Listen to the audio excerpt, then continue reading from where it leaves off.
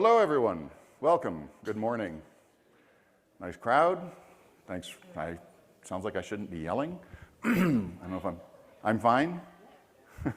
Hi. Got fans. Okay, so I asked this in the last session about FIDO, and I'm guessing it'll be the same answer here. Who has heard somebody say the word Passkey this week? That's sort of what I was expecting. So the purpose of this class is this session is to actually dig into it and fill in, hopefully answer most of the questions that you've had based on what you've been hearing all week. You hear bits and pieces. Sometimes it's hard to put together what exactly it is that we're talking about. So for introductions, I'm David Turner. I'm from the FIDO Alliance. I'm the Director of Standards Development. I oversee all the technical specification development and other technical related things. And I'm here today with Christian Brand. Hi folks, Christian here from Google. Been working on standards on the FIDO side for a number of years and also looking at our adoption of Passkeys at Google. Thank you.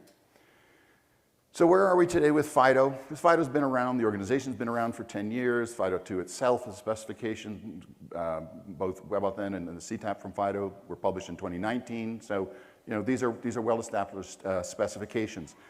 It's been called frequently, recently, the gold standard for security, certainly within the context of authentication. It's web integrated, so you can use it in native apps, but you can use it just as easily, more easily in some cases, in the browser. It's standardized. Standardization brings a lot of value, especially in the space of security, a lot less variation, a lot less attack surfaces, a much well understood, hardened system. And part of the FIDO process is that we also do certification, which ensures interoperability, compliance to the spec, and for some of the authenticators, we also provide security level certification so that if you have higher value scenarios, higher risk scenarios, you can actually choose keys that have higher levels of security protection. And of course, the thing we talk about most of the time is that it's phishing resistant. It's not as vulnerable as your OTPs and email signals and all of that. So the basic solution, one of the primary use cases is it's used for two-factor authentication, as well as you've been hearing more and more these days about passwordless authentication. It's phishing resistant, mainly because it depends on two key things. One is that, it's using public key cryptography as the basis for it, so you got your public-private key pairs. If the server gets breached, there's no passwords to be stolen. And it also ensures that the keys are never released to any party other than the relying party that asked for it. So if you got a phishing site where they spelled Google with zeros, the authenticator in FIDO will not release or not assign any kind of challenge from that site, and the authentication will just fail. So it's a very, very strong phishing resistant approach. And it's also a great alternative for some traditional smart card deployments. Obviously, there's still going to be the very high-level, high-secure environments that need different solutions, but there are a great deal of solutions where FIDO provides the same level of security as a smart card solution, but because of its standardization, deep integration into the platforms and the browsers makes it a better choice, simpler choice. So FIDO started off primarily focused on the key fob. And there was a case study done with Google, and feel free to jump in, Christian, if I don't get it quite right, but it was first started off as an internal thing within Google. And they gave keys to all of the staff. And that worked out so well that they then expanded outside of Google, and it's now part of their advanced security program, is that what it's called? And it's fully supported for anyone who's got a Google account. And as of, I don't remember when this case study was written, but there were no successful credential phishing attacks since they launched it. So very large scale test, very successful in its results. Things have evolved to somewhat. The security keys are still a relevant and important part of the ecosystem, but we now have what are called built-in platform authenticators. These authenticators are actually in the device itself. So it's part of your Android device, it's part of your iPhone, it's part of your Windows machine.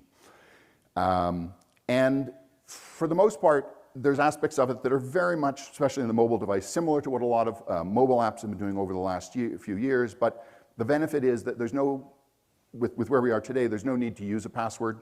So instead of typing a password, you can just use whatever the unlock mechanism is on your phone, whether it's a PIN, whether it's some kind of biometric. And this is already getting large-scale deployment. Here are just a few, if you can see on the screen: PayPal, eBay, Yahoo, Japan, Entity Docomo, Wayfair, and Best Buy are good ones to add, because these are consumer sites, right? Their customers are not technical people, and they're now starting to deploy this kind of stuff. And it's working out pretty well. And the key, though, is that the security model of, in the previous session we talked about, in the user experience, you've got an ask, an act, and a validate. The ask was give me your password, the act was type it in, the validate was yeah, the shared secret's the same.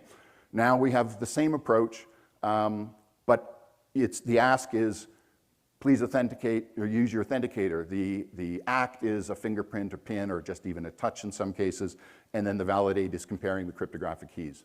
So the basic model is largely the same. We've stepped it up a bit, though, because of the security, the crypto aspect of it. And the picture here is just emphasizing that the platform authenticators are those things that are built into your machine and typically tied to the biometric readers if they have them. But as I said, you could still even use a PIN on a particular device. So you got your cameras and fingerprint readers and so on. So that's what things look like, well, I'll say today, because things haven't actually shipped just yet. There's some challenges, though. Carrying around the physical key while providing higher levels of security and some convenience when trying to go to different machines, it's still inconvenient, I had to remember before coming here to pull mine out of my USB hub and put it in my wallet so that I'd have it when needing to log into some sites. One of the problems with the platform authenticators is that you had to register one on each device. So if it's built in, it's built into your iPhone, I create one credential on my iPhone. I go to my MacBook, say, I create a new credential on that MacBook.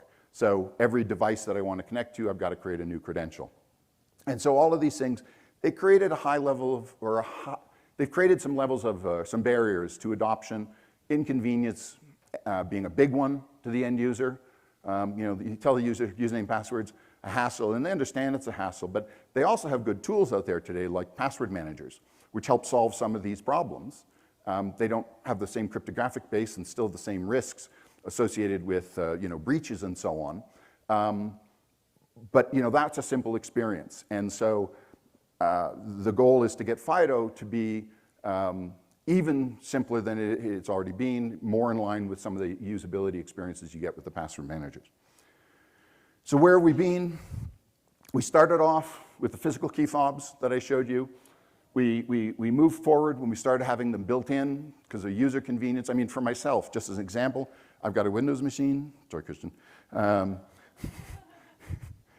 I guess I'm not as concerned, but when I log on, it just reads my face. And when I log into a site, say GitHub, as soon as it's got my username, it just pops up, looks at my face, and logs me in. So the platform authenticator is a very easy, convenient thing to use. Where we're headed, or well, I'll get into more detail in a moment, is the Passkey. You'll notice that the red location marker is not quite there yet. That's simply to indicate this actually isn't shipping just yet. Apple had their formal announcements at their World Developer Conference recently, worldwide. But all three, Apple, Microsoft, and Google, have made very clear statements that this is coming in the very near future for all of the platforms. So everything I'm saying about Passkey, even though much of the press you may have heard is specific or been coming from Apple, it will be true across all the major platforms. So that's a very, very important part to understand here, that this is not an Apple thing. You'll notice that any reference to Passkey is a lower P. There's no branding associated with it. It's just this generic noun, let's say. And in fact, the more geeky name for it is a multi-device FIDO credential. So the way that FIDO and WebAuthn works today with the public-private key pairs and such is the same as it is with Passkey. Passkey is just sort of a simpler, more consumer-friendly word that's used to describe these. And we call it a multi-device FIDO credential because it uses the same private-public key pair that I talked about earlier. The difference is that you can now sync them. So within a particular ecosystem, the evolution now is that if I do create a key on my MacBook to log into my bank, when I then go to log into the same bank from my iPhone, rather than having to register again and create a new key, I can now take advantage of the key I created on my MacBook because it was synced. And for anyone who's familiar with the iCloud keychain, that's for Apple anyway, that's the infrastructure underneath that's doing it. So it's based on sort of their existing systems. And what this means is that you now have the ability to do things at scale, right? That's a barrier for some users to create one credential on this machine, create a new credential for the same site on this machine. For some of us, you may shrug and go, oh, it's a big deal. For consumers, huge deal, right? You get the grandmothers asking, you know, you get the wife asking in my case, you know, very non-technical. And this idea of creating multiple things, don't make me do that. And so it solves the problem of scale. It also solves the problem of account recovery. If I've got my MacBook and my iPhone and I lose one of them, or let's say I'm using an Android phone, no, I'll stick with MacBook and iPhone at this point, and I lose one of them. In the past, if I created one credential on the one device and had a second on the second device, well, that would be lost, and then that device I'd have to go through and create all those credentials again. But because of the syncing properties, then I have the ability to have those synchronized and just have them available. Christian will show, however, in a bit, the ability to also use your phone as a roaming authenticator, like the external keys I showed you, to bootstrap the authentication on a device. So it's another variation on the account recovery. If I do have a MacBook and I have an Android device, this is the ability to do cross-platform authentication. So I'm not stuck. It's not like I have to have an iPhone in order to do a bootstrap authentication using FIDO credentials onto my MacBook or my Windows machine or Chromebook, I believe, as well. So those are really the two main things, and Christian will be demonstrating these. For people who are interested about the technology or the specifications underneath, there's really, oh, sorry, missed a step. One of the goals here is to make the user experience, again, identical across platforms, so that because it's the same credential, the prompt, the ask part is the same across all devices and across all platforms. The act part is the same across all, and again, the cryptographic validate part is the same. So we get this very seamless user experience across all the devices. What I was getting to a moment ago is that the synchronizing part is fundamentally going to be owned by the operating system. So it's the thing that will be creating, in conjunction with the hardware of the device, the credentials. It's what will make them available to the apps and the browsers that need them. It will manage the synchronization across the devices within their ecosystem. And it will take care of the syncing and the security models that surround the keys and how they're managed and how they can be provided or provisioned to new devices. So what this means for user experience, we now get much better consistency across all the devices. It's a familiar, simpler action. One of the problems, by the way, I didn't really get into when we were talking about 2FA and so on, is user barrier, that they get username password, right? May not be the most secure, but they get it. They type the name, they enter it, boom, off they go. And if they got a password manager, it's of course even easier. But it's familiar, and that's really important. So that was an important part of what we're doing here, is to be able to create a very familiar experience across all of the platforms. And again, using things that are now becoming ubiquitous, fingerprint, face, PIN for doing the unlock. Security, you get all the benefits we've had already with FIDO. Phishing resistance, prevention against some of the social engineering. I don't know how many of you saw the keynote session on Tuesday, I guess it was, with the woman whose name I apologize, I've forgotten, about hacking. Rachel, thank you. I was blown away. I've been doing stuff for this for a while, and I thought, holy crap, it's still so easy. to do this stuff. And ultimately, with the use of things like password, because it fixes some of the account recovery problems, it means that relying parties, service providers, can now stop using passwords altogether. I know Google's headed down that path, Microsoft's headed down that path, Apple's headed down that path. Their primary goal in doing all of this is not just to make things more secure in general, but to get rid of the dependence on passwords. And then scalability. That's going to be a huge, huge benefit of this, is that this now allows us to grow things at a scale and a rate that have been challenging along, because it's easier for the relying parties, because it'll be more accepted more easily and largely transparent to the user. You'll see some of Christian's examples, and it just sort of works, which is beautiful. And it removes that problem of having to do re-enrollment on every device. How much time do I have here? A few more minutes. So, diving a little geeky here, there's been some concerns about the fact that, well, first, if you look at the bottom part here, and I apologize for those who can't see the bottom, but what it shows is a few different devices. It shows an external key, and it shows a couple devices with built-in keys or authenticators. And those keys stay on the device, and those we refer to as single device credentials. That's the model that exists today with FIDO and will continue to exist. And for a lot of people, that's a security model that they like, because in many cases there's hardware backing this, and so it's a trusted thing. They always know where it's coming from. With the Passkey model, you can see I've got this key, private key called A, which can be on my phone and it can be on my device, my laptop. And in some scenarios, people say, yeah, but I trusted this device in the past. How do I know it can, you're now using this credential on a device I've never seen before. Yeah, I'm not comfortable with that. So there's this notion of a device public key that is being added to the specification that allows a relying party to recognize whether or not they've seen that device before and make a risk assessment. So it's not an authentication tool so much as a signal for your risk evaluation, right? All authentication is based on assumptions of risk and acceptance of risk and so on. And today we've seen this already. People are doing this today.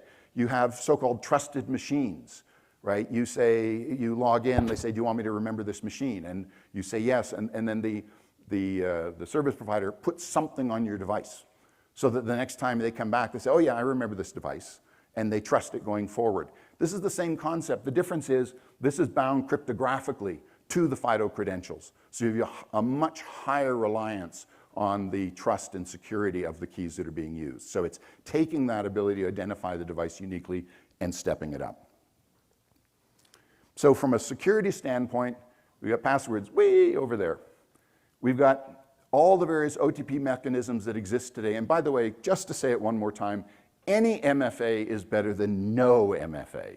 Like, that's just an absolute, if you haven't learned anything else this week, please understand that. Any MFA is better than no MFA. However, many of the solutions we have today are phishable.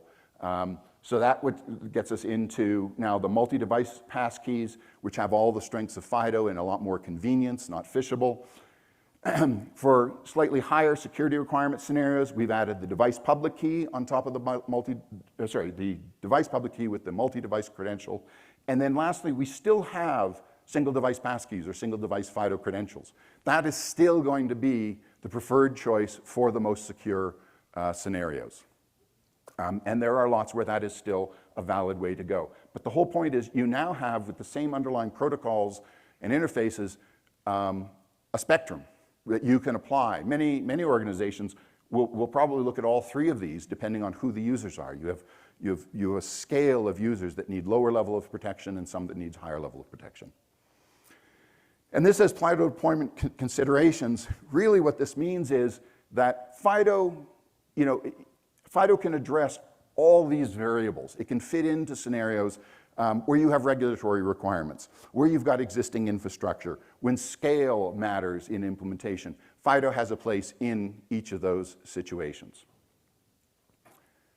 Very quickly, the Passkey crystal ball. Passkey won't be utilized everywhere, which is why I showed the security key at the end there. It won't necessarily be the standalone in, again, enterprise or high-value context scenarios, and it's not going to happen overnight. Everybody understands the technology. Most of it won't even show up until the fall at best, and so it will take some time to evolve. However, it will absolutely help with mass market consumer adoption on this. It's really going to help shift things. Worrying about T-Mobile being breached, becomes less of a concern. The previous session is it was like 8 billion names are out there now from hacking. It works extremely well in the small, medium-sized business scenarios, and there will be some market iteration as we go. So at this point, I'm going to hand it off to Christian, who will get even more geeky and talk about the demos. Sounds good. Thank you, David. All right, I'm Christian, as I said. We're going to do a bit of a rewind here. There we go. And look at the things David was talking about, but in just a little bit more detail. Originally, when we put this together, I was hoping that we'll get really into the weeds and maybe even do a little bit of a code lab. And I saw some other vendors this week doing that to great success, but I don't think we've got time for that. So I'll do an overview. I'll show some small snippets of code and show how easy this is, more to illustrate how Passkeys isn't any different from WebAuthn that you've known and loved so far, right? It still uses the same underlying constructs. Passkeys is mainly a difference in the implementation, right? The implementation on the platform side of things, the way that Apple does the implementation, the way that Google does the implementation, Chrome does the implementation, Microsoft does the implementation. We're not really changing the way that developers interact with WebAuthn. We're changing some of the underlying concepts and constructs. So anyway, with that, let's jump in. So typically, when you think about WebAuthn and FIDO, there's 3 components that's always at play, and there's really 2 important calls that you want to be able to make, right? The first one is register. Register is essentially the same as a user giving a password to a website, right? It's the user has some secret, they give it to the website and say, hey, remember this, because next time when you see me, I'm going to provide the same secret back to you and you should let me in. Now, that's not really a great security model. FIDO is a little better, where we're saying, the website gets to keep something, which is not a secret, but they keep a proof.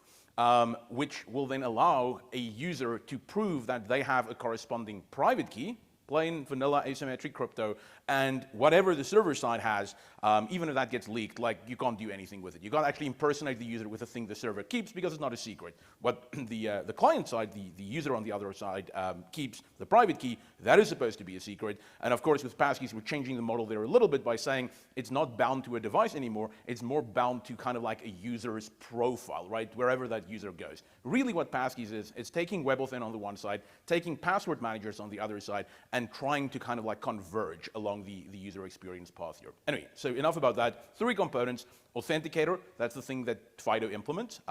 We have the website or the app, and then of course we have the server. So if you think about how that works, if you want to do a registration, which is always the first step, there's some challenge that needs to be sent from the server through the website to the authenticator, and essentially that tells the authenticator to now create some credential that we will use later on. Now, earlier on in FIDO, you did that every single time you dealt with a new device, you had to do this. And you can't register a user until you know who they are, right? You need to authenticate the user first using traditional means, maybe a password, maybe an OTP, maybe push messaging, whatever. And once you've authenticated the user, then you can jump into the registration step. So that still works the same way. This is kind of like the way that registration worked so far for WebAuthn, and lo and behold, it's not much different for Passkeys. Actually, it's not different at all, although we will see some iterations here on the next couple of slides. You do what's called the navigator credentials create. All the platforms on the app side have similar APIs. They don't look exactly the same. Of course, on the web, they look exactly the same. Whether you're in Safari, whether you're in Firefox or in Chrome, doesn't matter, or Edge. You use the exact same API there, but on the application side, things differ slightly between Android and iOS, but the same underlying parameters always get passed in. So here, there's a challenge, as I said, that the server generates for freshness. Basically, there's some information that you pass in about who you are as a relying party, the website, and you pass in some information about the credential you're trying to create. With passwords, everything was kind of inferred. The password manager tried to look at the username field and then said, okay, we're going to store this. We think this is like a user handle. We're going to store that for the user against a password. With FIDO and with Passkeys, things are much more explicit. You, as the relying party, which is like the developer, get to set these the calls in a much more consistent way, where you can say, okay, here is the actual like user handle. That is something that's not ever going to be displayed to a user, but it helps me identify that user next time. It won't ever be displayed to the user, but it'll be returned in signatures. You have the ability to set the traditional username type field. You know, usually that's maybe an email address. Financial institutions usually don't use email addresses. It might just be some kind of like a concatenation of like a first name, last name with a number at the end. That's usually what happens. And then lastly, you get to set something called a display name, which is like a friendly name that gets displayed to the user whenever you interact with FIDO credentials. None of this is new. This is all the way that resident credentials on FIDO have been working all along. And then, of course, at that point in time, the user is supposed to touch their authenticator. Now, authenticators come in different shapes and sizes. The one that I'm showing here is a physical security key.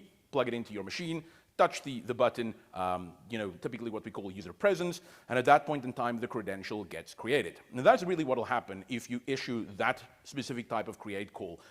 The system will say, no one here told me what authenticator to use. I'm going to allow the user to pick. And that's the way that we see WebAuthn being implemented mostly today. If you go to GitHub and many other sources, you actually go and you go through a registration process. The system throws its hands up and says, oh, well, I don't care, right? You can use whatever authenticator you want. I personally don't think this is a great user experience. If I show this to my mom, since we spoke about mums early on, like she's gonna get all confused. Like I'm gonna see a list, something that says built in, something that says security key. I'm like, what is this? Like I have no clue. So what we're really talking about here is we would like to get to a place where we're more specific and more picky about what type of authenticators we want users to be able to use depending on the use case you're interested in. Now before I show that, let's quickly just recap. Cool thing about FIDO is it enables 2 factors in a single step. Now in the previous example, this is not 2 factors. This is a single factor, right? I just do user presence on that key. Maybe there is a PIN code involved, but nothing in this call specified that this relying party is interested in stepping up to passwordless authentication. This is mostly the type of registration call that you'll do. This is the type of registration call that Google does when you register an authenticator as a second factor. But as we all know, FIDO doesn't have to be only a second factor. To be honest, FIDO can replace your first factor as well.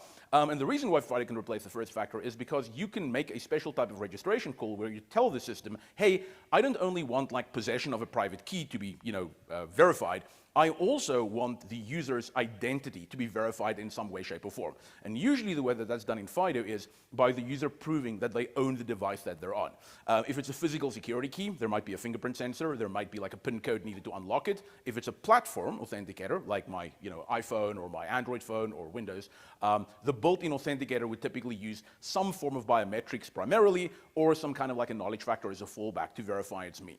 And the way that we would do that, if we want to be more picky about the type of authenticator that we want to deal with, we would issue the exact same create call, but we would be a little bit more specific in authenticator selection about what type of authenticator we want. And this forms the basis of Passkeys, right?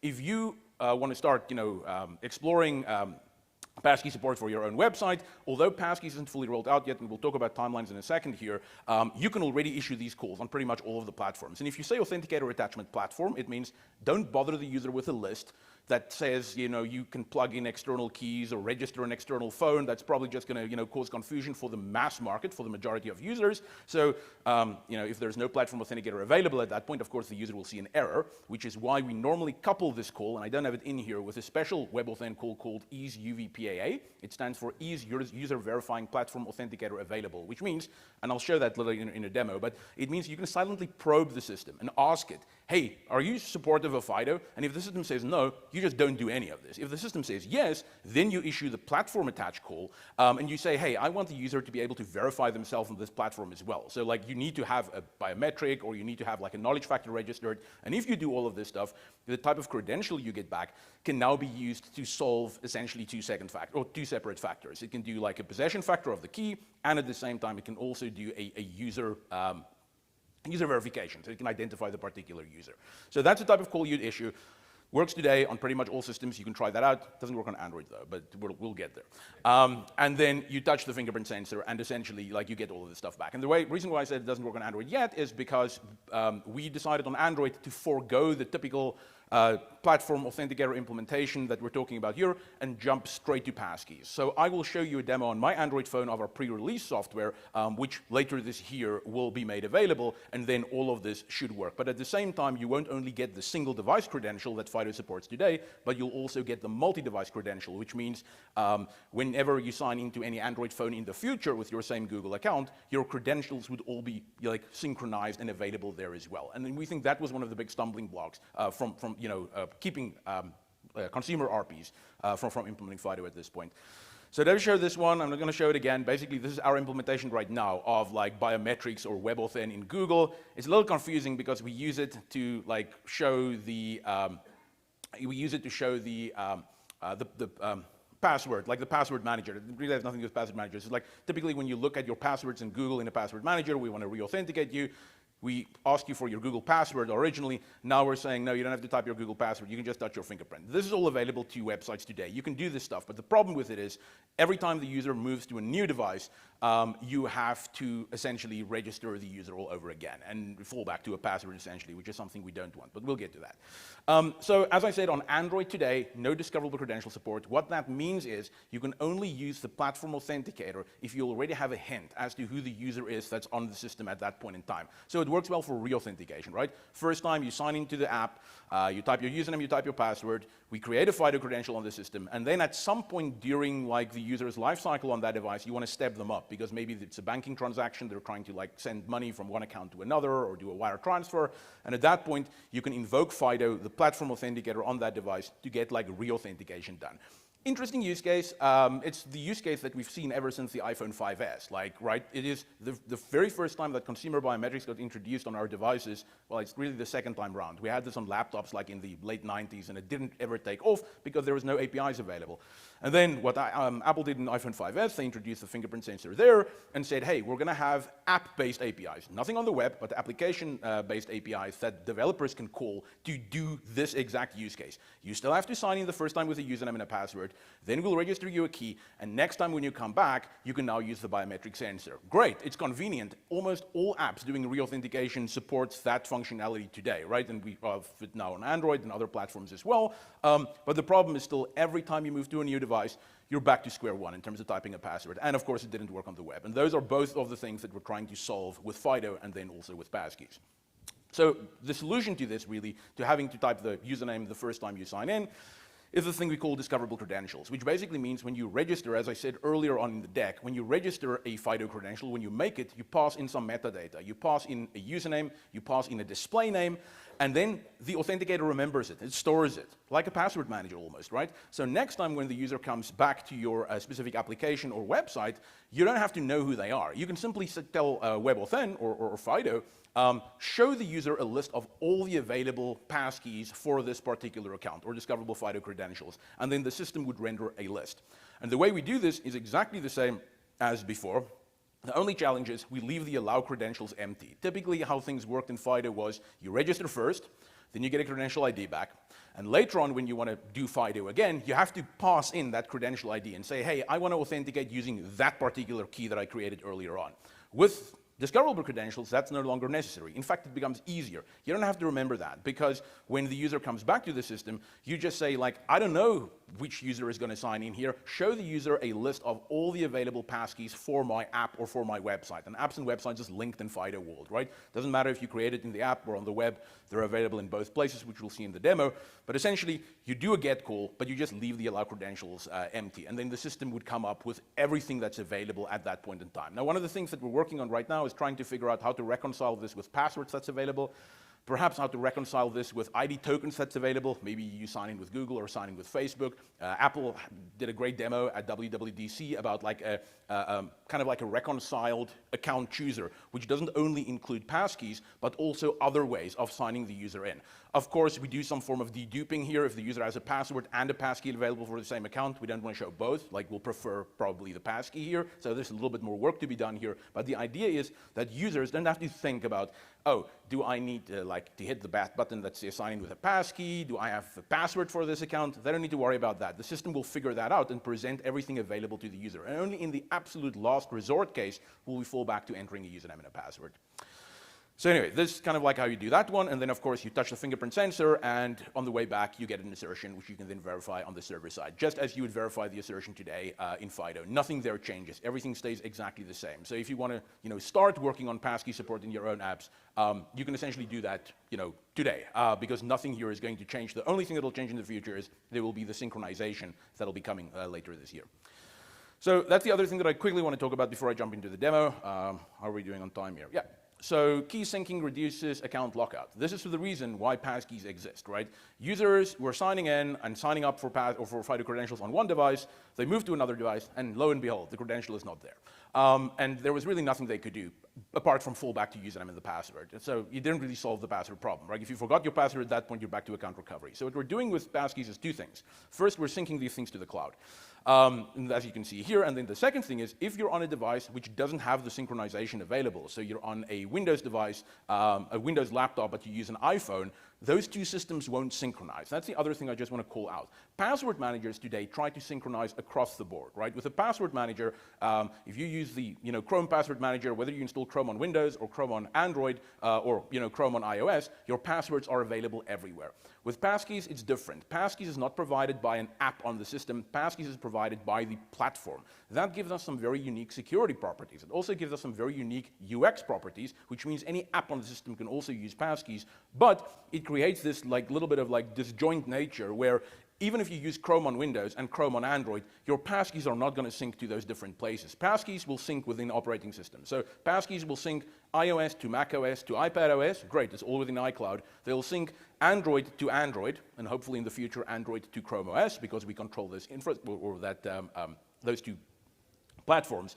But passkeys will not be syncing to Android to Windows or iOS to Windows. So what's the solution there? How do we address that? Well, the way we address that is by implementing what David referred to earlier as this Bluetooth mechanism, where if you bring your phone close enough to your Windows machine, the passkey can be exercised over this local channel to allow that device to sign in as well. And once you've signed that device in, nothing stops you as a relying party from registering a brand new passkey on the Windows device. So next time you come back to Windows, you don't need to go grab your phone again. You just need to do that one time, and then you have a new passkey available. And we'll show that in the demo here in a couple of seconds.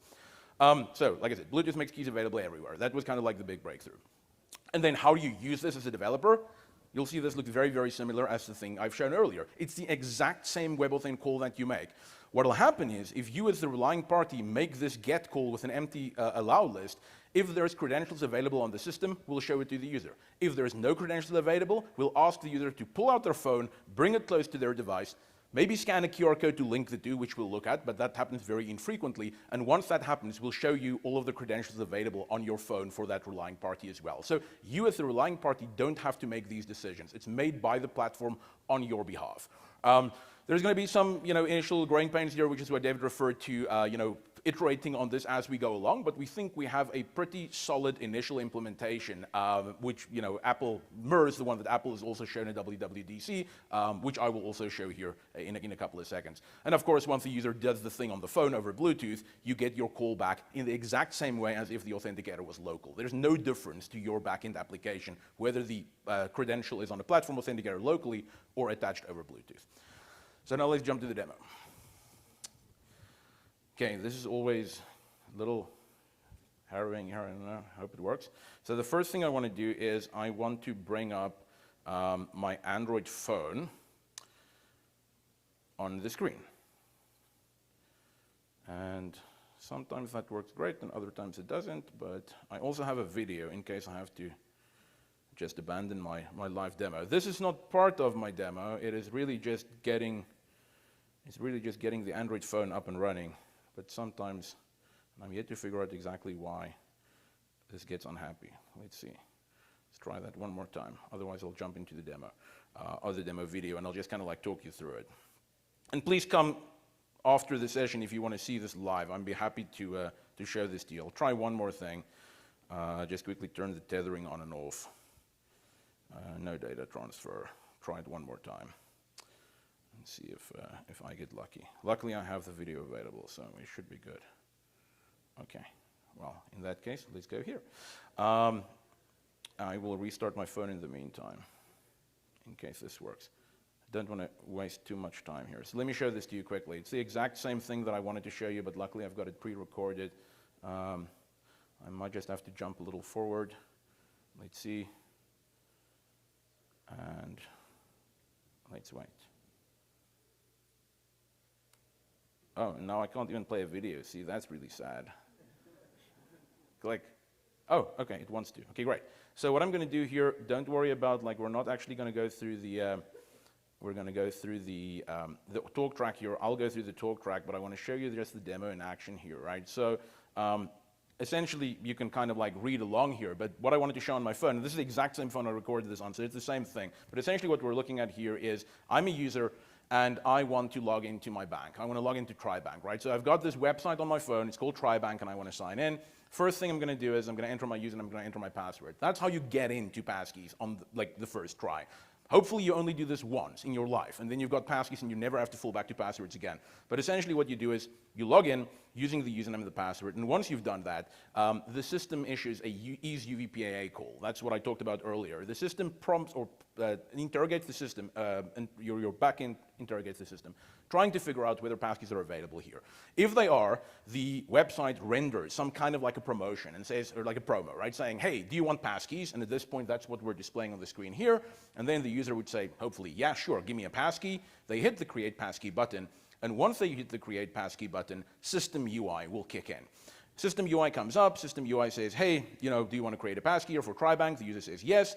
All of the information that we passed into the create call is now displayed to the user there, the display name and the username. So the user says, yeah, sure, I want to create this particular passkey. That's great. I touch my fingerprint on the sensor, and now a passkey is created. So that public key is sent back to the relying party, back to the bank. So now I have a passkey. I can now sign out, and I can come back the next day. And if I want to sign in the next day, I can hit the sign in with a passkey button. That's one option, which we're going to do shortly. And then the system will issue a get call with an empty allow list, showing me all of the available passkeys. I pick the passkey I want to use, click on it, touch the fingerprint, and magically I should be signed in. So pretty straightforward, right? However, one of the key issues, and I'm going to just look at this for a quick second and see if maybe we got lucky. Sometimes we do get lucky here, and sometimes we don't. Try this one more time, because the one thing that's not in the demo that I wanted to show if I could is the ability for the system to interface to the autofill list, right? Because as you can imagine here, one of the key challenges for users is they're not going to know, and we'll see that in a second here, they're not going to know whether they have passkeys or whether they don't. What we really have now in the latest demo is the integration of passkeys into autofill. So if the user were to click into the username field, ready to type a username, the system would say, no, stop it, I have a passkey, just pick the passkey you want to use and sign the user in immediately. So it solved that problem of the user having to think about, did I create a passkey here yet or did I not? And I'm happy to show that offline on my phone as well. Everything on the phone works, it just doesn't want to mirror to the screen, but whatever. Next thing I want to show quickly is how this works for apps. Remember I just created that passkey on the web? If I were to open the TriBank app from the App Store, okay, well, we'll get there. Let's share this one first. The order here is a little different. Let me show this. If I'm a user and I want to go and use passkeys from my laptop, right? I'm on my MacBook, I'm on Chrome, I want to open TriBank here. I don't have a password anymore. Remember, I already set up a passkey on my Android phone. I go, I click on the, again, here, I click on the sign in with passkey button here on the web. Once I click that, Chrome immediately knows that I don't have passkeys available locally, so it says, well, then the user must want to use one from a phone. So the first thing it does, it displays a QR code that allows you to pair your phone and your laptop together. This is done one time only, right? It's not one time per website. Like one time in the existence of my phone and my laptop, I do this linking, and that's what we're going to do here. I'm going to open the camera app on my phone. I'm going to point it at the QR code. I'm going to hit the sign in with a passkey button, allow the two devices to connect, which is what I'm doing here, and all my available passkeys will be displayed on my Android phone. I pick the passkey I want to use, touch my fingerprint on the sensor, and once I do that, the assertion is sent back to the particular website, and I should be signed in on TriBank almost instantly.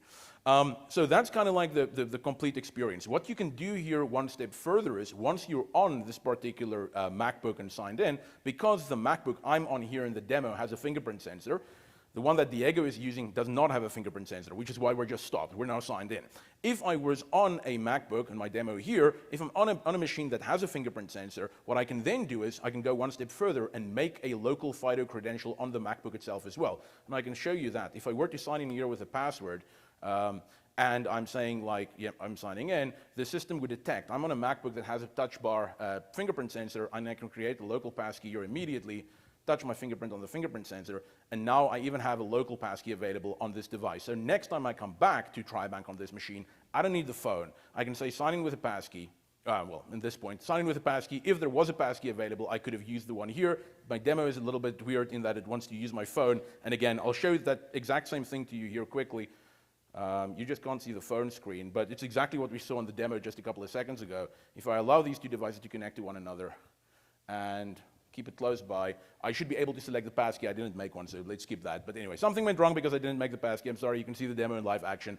Point is, last thing I want to show you before we go, you can see it's actually a real demo because it doesn't work.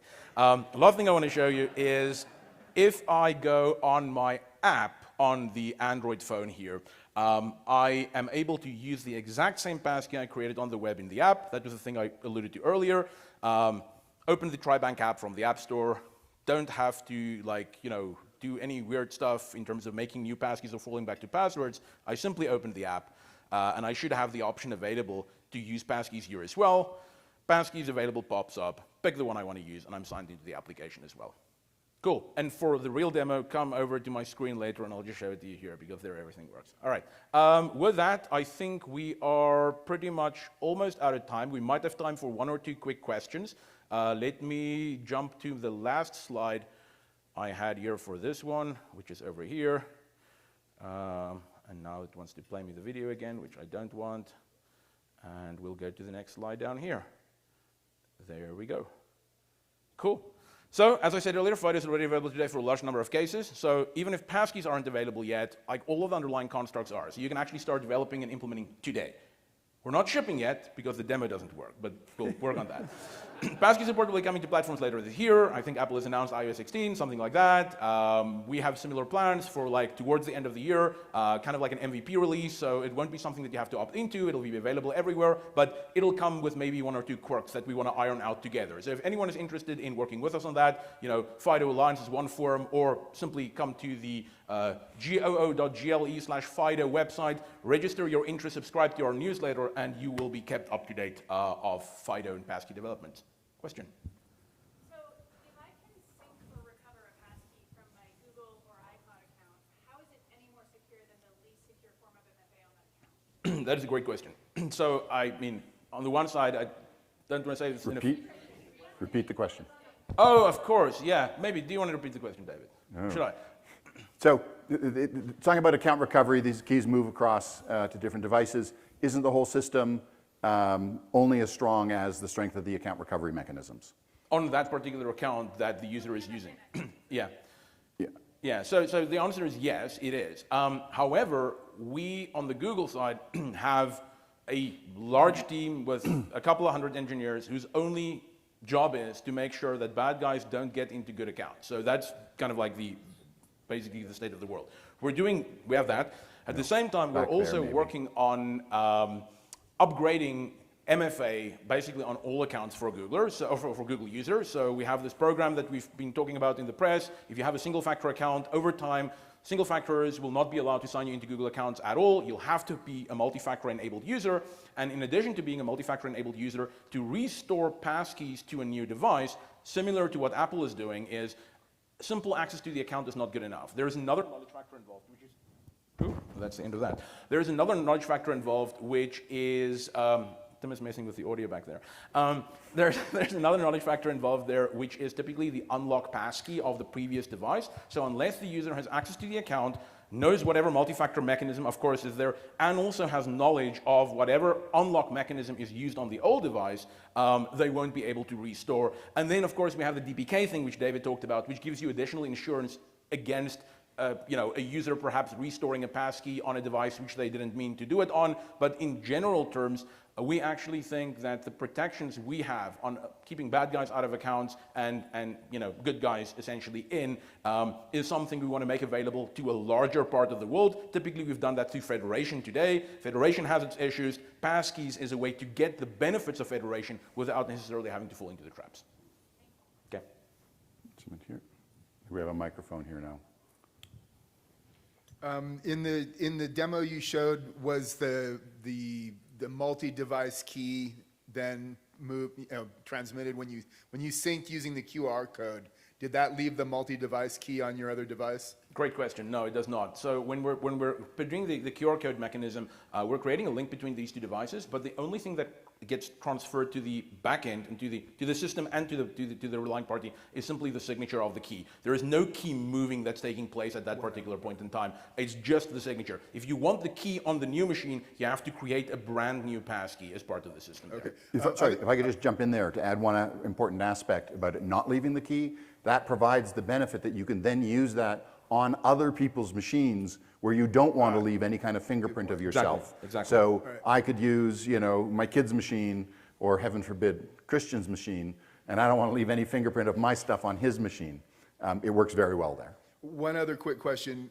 Is there a way to sync these multi-device keys without having to have an iCloud account or whatever analogous open to whoever might have access to it that I don't really want? That's a great question.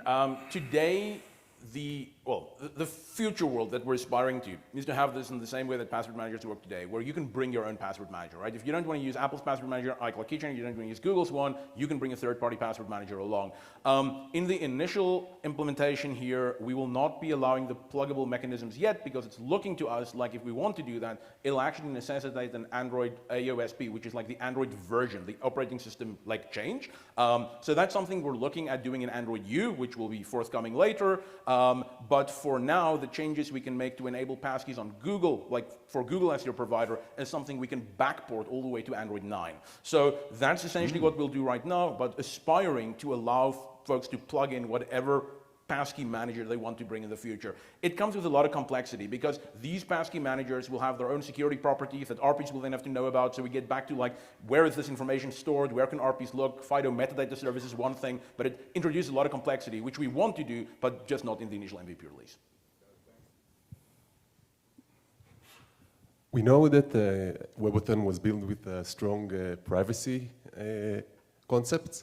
So with Passkeys, the credentials, the digital identities are stored on the backend of Apple and Google. So what's the FIDO answer to this? That's a great question. I think Apple, and by the way, now I got my demo ready. Yay, we're out of time, but that's a good question. Apple, I believe, has published a report where they talk about how iCloud Keychain works. iCloud Keychain is fully end-to-end encrypted. So in other words, if you have a passkey on your local device, even though it's stored on the Apple side, everything's end-to-end encrypted. Apple has no view of whatever is going on iCloud Keychain.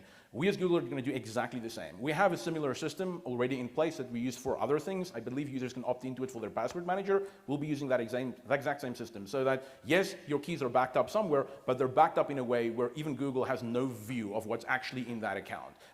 It's only the user who has it, and that's a part of the reason why we need to know the lock screen of your old device, which we don't know, only you know that. That's part of the information you need to actually decrypt that information on your local device. Are we done then? My question is on, I didn't hear any use case of workstation authentication using FIDO. Tim, yeah, take that, Windows. Yeah, so one of the use cases, right, the idea that the whole step-up flow, like if I use my phone designed in and then on like a desktop and then Windows prompts me to create a new credential, that's really for a user's own devices. When you get into the shared workstation, the use case I always use is a gate agent at a terminal at the gate. The shared device use case is a great cross-device flow where you wouldn't want to enroll the local machine, you only want to keep using the phone. So that's gonna be like an OS configuration knob that you say, never remember devices and never create local credentials kind of flow. By the way, that's Tim Capelli from Yeah, Microsoft. sorry. And while I have this, I'll spend 30 seconds just quickly showing you that UI that I was talking about. I just logged into the app here, right? I'm making myself a passkey just to show you this actually does work. Once I made the passkey, remember in the demo, the video demo earlier, I hit the sign in with a passkey button to come back. On this device, because I have a slightly newer version running, if I actually were to click into the account name field, because I don't know about passkeys, because I just made one, the system would pop up and say, oh, you actually have a passkey available. You don't need to type anything. I'd simply click the passkey I want to use, touch my fingerprint, and immediately I'm signed in. And because I now have a passkey on the system, if I go to my MacBook over here and say sign in, well, now, of course, it'll work, and I can touch my fingerprint because I made that passkey earlier, remember? But if I were to sign out here and delete that credential that I made, I'll just show that to you in 1 second. That's easy to do. Privacy, security, clear that account. And I also want to just quickly clear the system here of managed phones. Yep, that is delete. So I'll show that to you. If I come back here to TriBank and I want to sign in, it'll say, hey, I don't have any local credentials. Why don't you use your phone? I'll pull out my phone. I'll point it at the QR code. I'll say use Passkey. Allow the two to connect. On the left-hand side, I'll get the passkeys displayed on the phone, which should work here if these things are close enough together. Let's leave it there. I don't know. It's taking a long time. Once that works, passkey list will be displayed. I'll select the passkey I want to use, and of course, that'll then sign me in. This is a real, no, that's a real bug. So, okay, that's why we're not shipping it. Anyway, I tried twice. I think I'm giving up. But anyway. Thank you. I believe we're out of time, right? I think we're out of time. Okay. Thank you for coming.